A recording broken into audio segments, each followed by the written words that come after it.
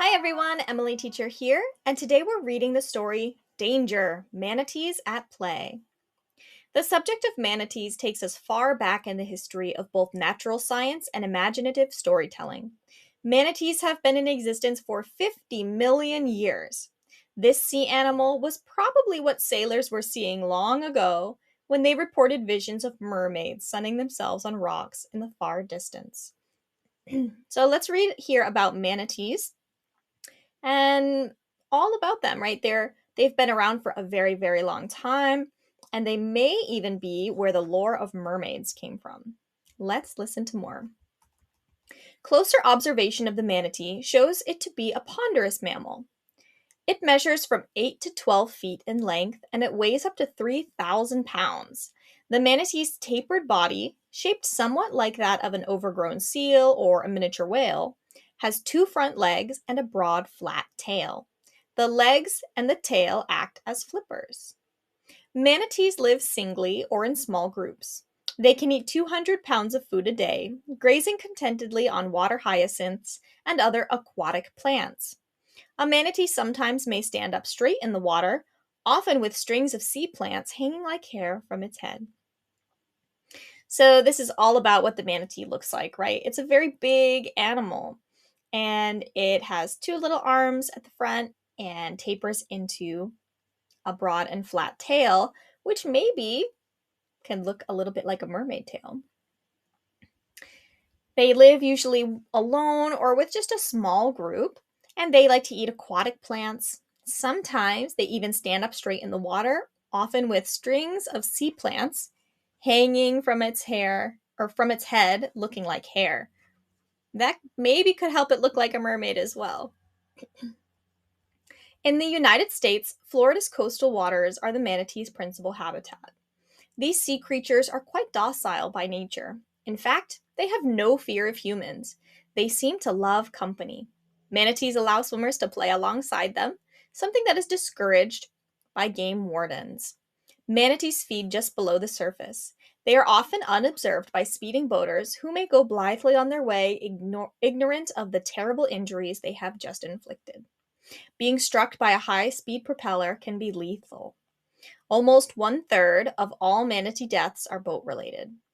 Wildlife wardens estimate that 90% of all adult manatees have been mutilated by the propellers of speeding boats. The reasons for this are not entirely clear. Perhaps the manatees have poor hearing and are unaware of a boat's approach. Perhaps they are simply not nimble enough to get out of the way in time. So manatees are very docile. They're very calm, very sweet, very kind animals. They're not afraid of people, and they like to feed, they eat just below the surface of the water.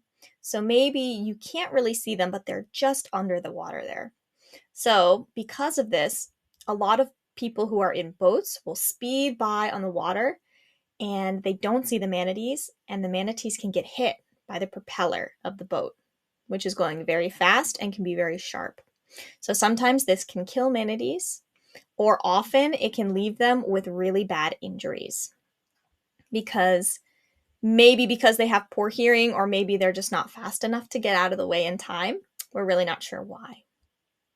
Because of the enormous increase in the number of powerboats in Florida, for years the manatee population dwindled, and the animal's prospects of survival were bleak. These creatures were on the verge of extinction, but people have become more aware of the plight of the manatee.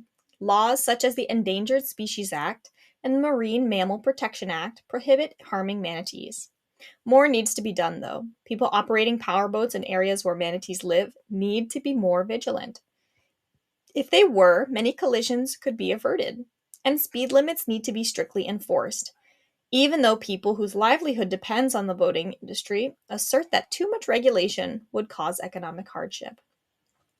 So the manatees were on the verge of extinction list, right? They were endangered for a long time.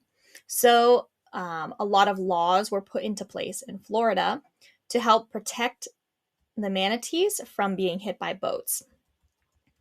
Still, something amazing happened. In recent years, because Florida authorities carefully monitored the manatee population and took actions to protect them, an aerial survey, so looking from above, showed that more than 6,000 manatees now inhabit the area's waters. Manatees were removed from the endangered species list in 2016. So, because of their efforts, they were monitoring, looking for the manatees, and they found a lot more than there used to be. So, finally, the manatees are no longer endangered and they're doing well. Thank you for reading with me today. We do have links related to each article. If you want the link for this video, you can find it down in the description below.